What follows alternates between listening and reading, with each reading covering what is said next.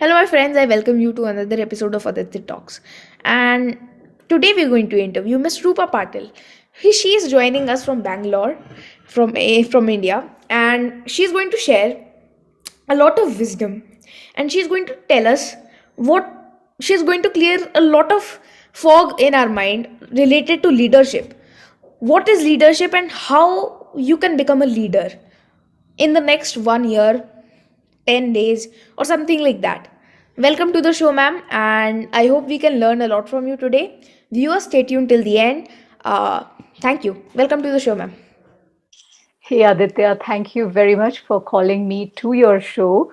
Oh my God, I love what you're doing and at the age with in which you're doing this. So lots of love to you and viewers. You are in for a treat because you are, subscribed to Aditya, the child prodigy, and it's an honor to be here. And I look forward to serve you and your audience from the bottom of my heart.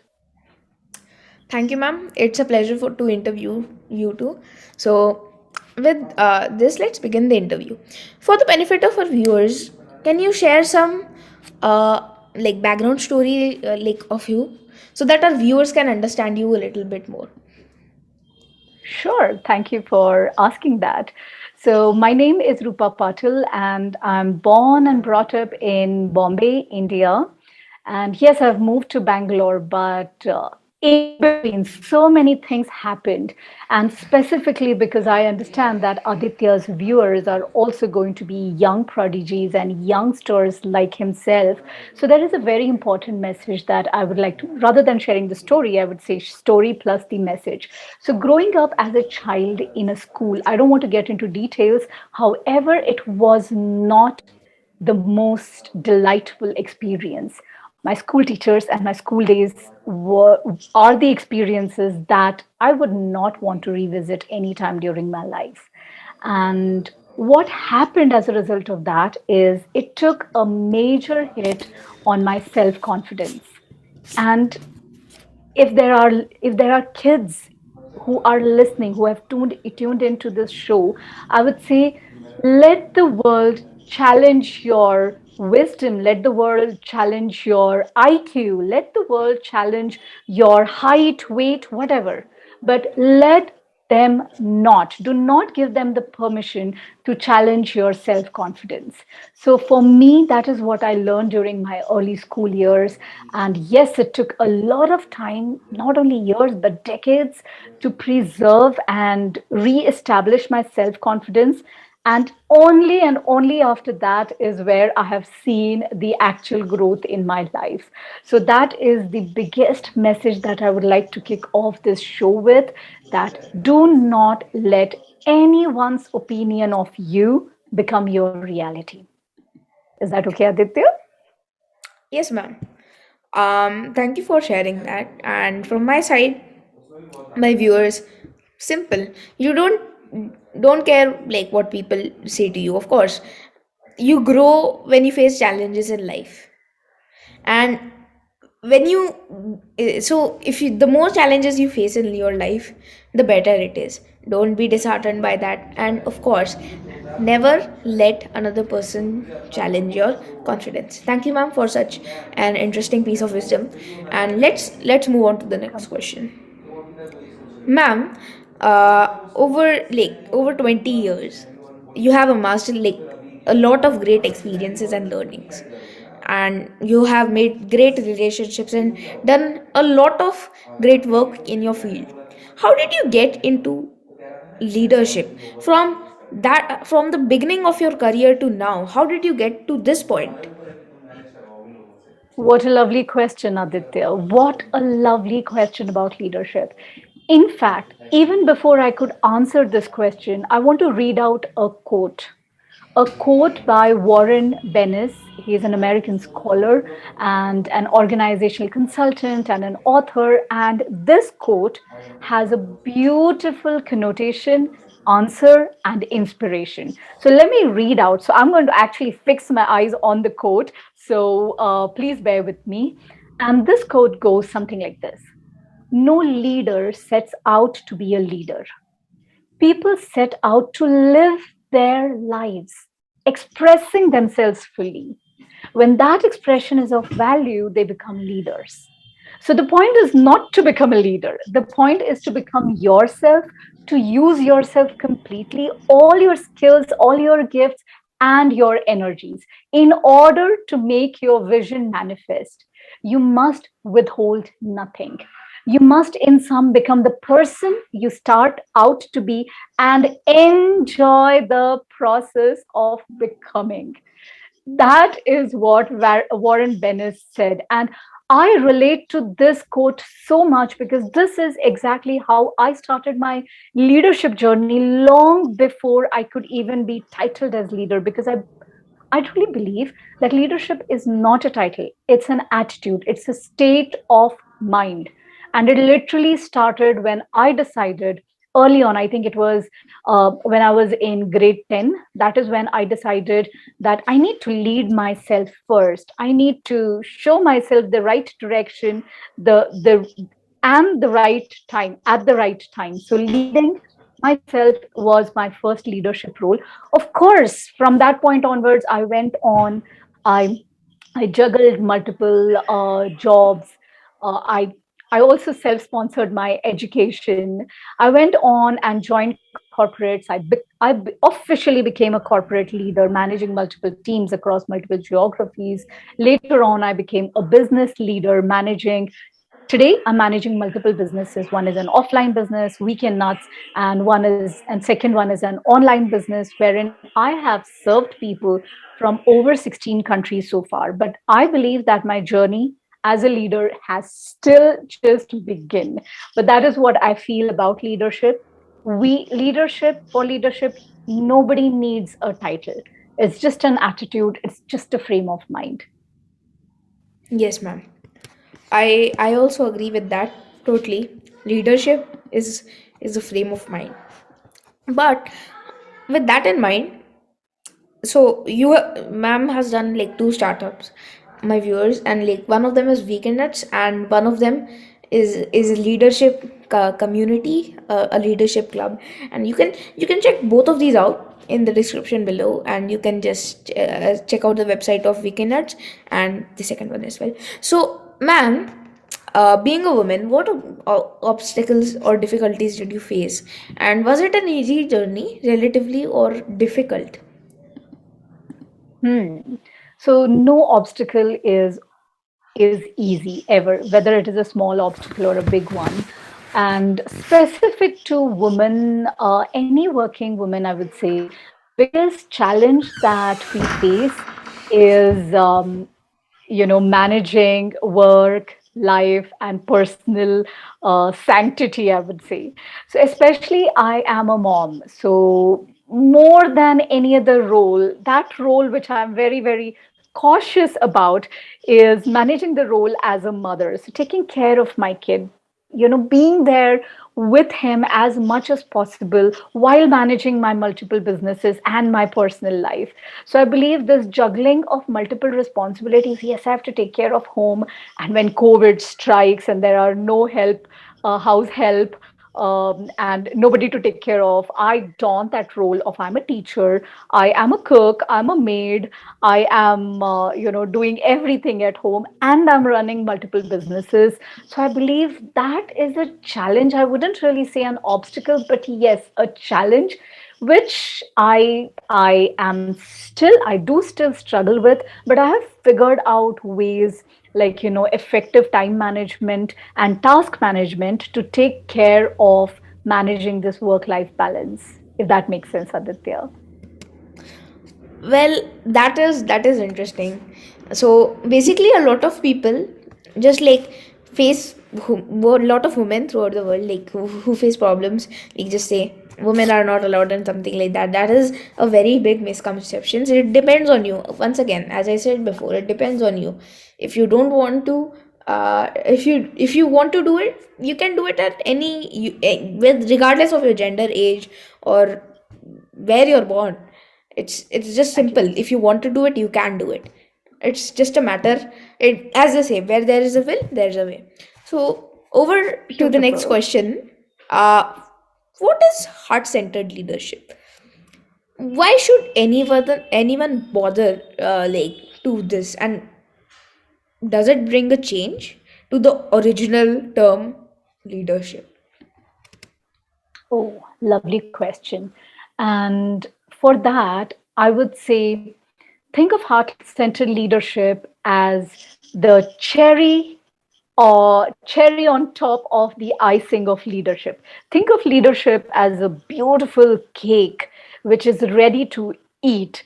But if I put some more icing and sugar on top and some more flavors which enhances the entire experience of that cake, and if I put a cherry on top, that is what a heart-centered leadership is all about.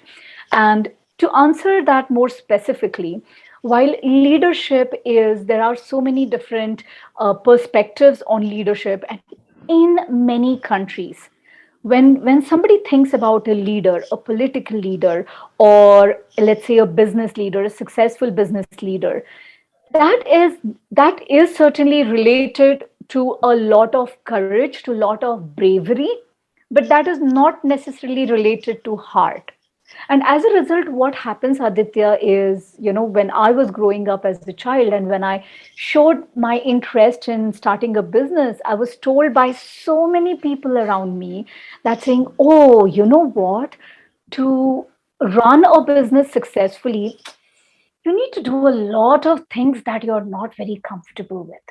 So, they were literally hinting at, if you want to make a sale, it is not necessarily an integrity based sale. It is not necessarily an ethical way to earn money if you're running a business.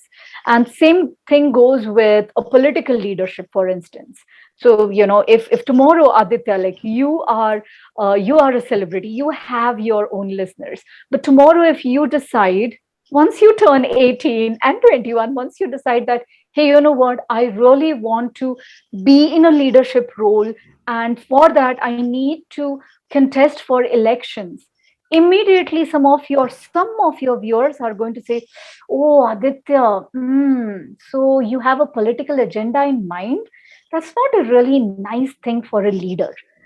And these are the various aspects, not the real ones, but these are some negative connotations which are attached to a very successful leader. There, some of the most successful leaders are seen as money minded, are seen as, one who manipulates, are seen as someone, who will do anything to grow their business, not necessarily ethical, not necessarily integrity based. And this is what I want to challenge through heart centered leadership. I believe that the world is currently crippled with a lot of, mindset which is based in insecurity, lack of abundance. We are still living in that cutthroat competition. If you and I, we are in the same business, instead of identifying that there are so many ways in which we can collaborate and shake hands and grow our independent businesses, currently these two business leaders in the same industry are looking at each other as competition and not collaboration. And these are a few things that I want to challenge and eradicate through heart centered leadership. In other words, I would like to invite anybody who wants to become a leader in their own sphere, starting with yourself. If you want to lead yourself, lead with heart. And to become a heart centered leader, you just need two things, literally two things that everybody has. One is a kind heart. If you, and the identifier for that is, if you love helping others, you already have a kind heart. And the second thing that you need is a helping hand. This cannot be more simple. You have a kind heart, but you can't just sit and imagine saying, oh, I really need to help this person or make my community better, or make something else improve. No, but you have to take action, and that is what I refer to as helping hand. So in order to become a heart centered leader, these are just the two things that you require: a kind heart and a helping hand, if that makes sense, Aditya. A kind heart and a helping hand. Absolutely. I understand. I hope my viewers, you're also following. Stay tuned till the end. This is just a sneak peek. A sneak peek. But with that in mind, ma'am, can you name some people who practice practice like heart leadership like in the world? Oh, there are plenty. There are plenty. And you know what? They may or may not be utilizing this term. They may not be using this term. They may not even refer to this term. But if you see a successful leader, and when I say successful, I don't mean somebody whose name is printed in newspaper all the time. If you look around in your own vicinity, in the place where you stay, it could be a grandfather who makes sure that he is reaching out to other kids on the street and handing over some toffees to them. Or if you see a grandmother playing with a lot of children, or when you see a political leader keeping the agendas aside and putting the benefit of the country or of his or her own people ahead of personal agendas, that is a heart-centered leadership. Closer to home, I would say, in the business sphere, if you look at names like Narayan Murthy, Sudha Murthy, if you think about Azim Premji, these are Tatas. If you Ratan Tata, if you look at these people, they are extremely established personalities, but they have a very large heart. And one of the indicators, I'm not saying this is the only indicator, but one of the indicator is almost 80 to 90% of their earnings, they are actually reinvesting in charity. They are reinvesting in some foundation or the other to give back to the community. That is that large heart and helping hand that I was referring to. Globally, there are a lot more. Warren Buffett is one of the examples, and there are so many others.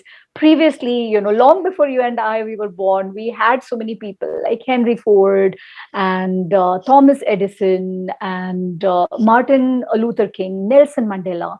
These are all excellent examples of leaders who have led with heart. They had the courage. In other words, they had the courage to be vulnerable. In other words, these are the leaders who have the courage to open their heart and help every single community that they, possibly can. And that's my take on it. I think I agree with you, but that is one thing with many examples in mind, but I am still not sure on heart leadership. Can you tell us why heart leadership is better than the common sense we have about leadership, and over in this real world, does it actually matter? Can it be practically used in businesses? What is your take on Okay. that, since many successful businessmen like Steve Jobs were like very ruthless? They just, if you know how to work or if you were like intelligent, okay, but if you are not, fired. Steve Jobs Yeah. was said to like fire people in his elevator. Yeah. So So, what is your like take on that? anything else, thank you for asking that question, Aditya. Like anything else, it has to do with your personality. If by nature you're a person who do not, in my opinion, the heart centered leadership is literally based on mutual respect. If as a human being, I cannot see a human in the same, form as me, if I cannot respect another human in the same way I respect myself, then probably heart-centered leadership is not for them.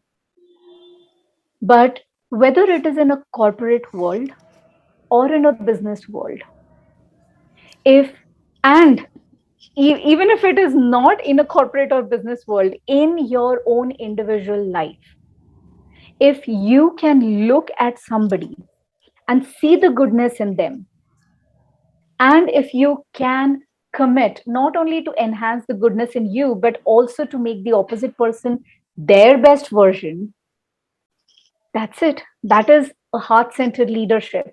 And in fact, a couple of years ago, Aditya, when I was in corporate life, I was managing multiple teams. There was one of true story.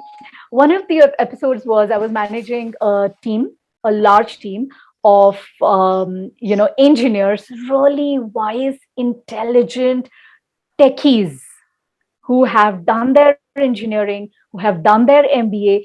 and fabulous. They were so good at their work. And I step in as their leader.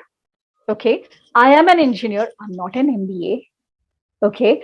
I do not even have, the in depth industry knowledge that they have. Like they were all coders, for instance. I have never done coding in my life. I'm good at operations, I'm good at people management, and that's why I was bought into that organization. So the fun part happened that the moment I stepped in, I actually told them that I'm not here to compete with them. Instead, I'm here to serve them. I'm here to help them make their lives easier. I'm not here to challenge them what they are already aware of. In fact, I told them right in my first few weeks that, hey, whatever you're doing, I know nothing about it. So if you can take half an hour to, teach me on your skill, on your, technology that you're working in, just a high level overview, that'll be great. Will you be able to teach me? Will you be my mentor in that, let's say, SQL? Will you be my mentor in that? So it was a proper handshake. We were not fighting, we were not competing, we were together with a higher purpose of getting the high level objective done. And guess what happened? Do you think they found me as a very ruthless, uncomfortable, arrogant, lady boss who has come in? Or do you think that they were comfortable with me? I think that that is a very interesting take. But so what do you And I'm think? coming to that. I'm coming to that. Yes, I'm coming to that. And as a result, what happened was over the next couple of years, I continued serving this team, and I call it as serving the team because I'm not there to rule. This is not my empire to rule. This is my team to serve, to help them make their, become their best version and do the same for myself. As a result, that company and that organization had never seen such a high level of retention. So people did not leave their jobs that easily as they did in the last few years. They performed brilliantly. In just a matter of couple of years, the first couple of years, people started growing and becoming leaders. And for the first time, they were experiencing a leadership which was based on kindness, which was based on a higher objective, and which was based on mutual respect. And today, as they lead in roles of VPs and CTOs and other senior managers all across the globe, guess the kind of leadership that they are adopting now. It's the heart centered leadership. Excellent outcomes and excellent, more importantly, excellent relationships. They are creating more and more leaders. And that is the excellent, uh, you know, indicator of a great leader. As a leader, it is not your job to shine as a bright star. As a true leader, it is your job to create more and more leaders without feeling insecure. And that's the beauty of heart centered leadership. Again, it is not for all. But if your overall demeanor is based on mutual respect, then this is for you. Yes, I think I agree with you. And so basically, heart centered leadership is possible, and it has shown that it is one of the greater versions of leadership, and it is better, and is a thing that actual provides greater results from people working under you. So, ma'am, with this in mind, can you tell us like how our viewers can adopt leadership in their life, and start with start this. Oh, great. It's just very simple two-step process. And the first is to adopt heart centered leadership or any leadership, but more specifically, heart centered leadership. Step number one, for which you do not need any title, is start with yourself. So also called as self leadership, and we'll talk about it a little later. But first is start with yourself, lead yourself, also called as self leadership. And then comes the second part of serving others, leading others, but start with one. So let me recap that and repackage that. To adopt a heart centered leadership, I would say start with yourself, that is self leadership, and then start with one. Start with one. And that is how we lead others. Start with one. And I can give further more steps if needed. Yes. So, according to me, I think uh, leader leadership or anything, just take first step, and a first step in life, just go. And for leadership, I think that first step will be just help someone. If you authentically like try to help someone, then you will try to help everyone, and when you try to help everyone, you will start to lead people into the right areas, how they can become like how lead people into making decisions and doing something in their life. So I think that is also, you can start with that, and then leadership will become a part of your attitude. But that is also according to me. With this in mind, let's move on to the next question.